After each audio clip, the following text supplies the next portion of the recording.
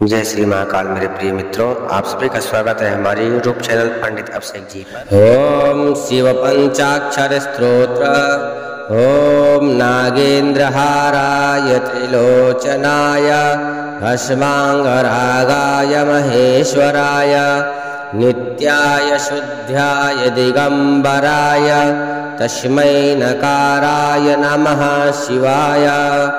ओम मंदाकिनी सलिलचंदन चर्चिताय नंदेश्वर प्रमथनाथ महेश्वराय मंदार पुष्प बहुपुष्प सुपूजिताय तस्मै मकाराय नमः शिवाय।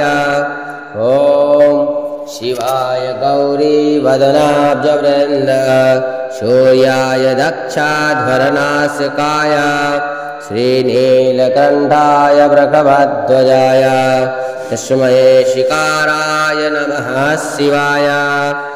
ओम वसिष्ठ कुंभोद्धव गौतमार्य मुनीन्द्र देवार्जितशेखराय छंदार्क वैश्वानरलोचनाय तस्मै वकाराय नमः शिवाय।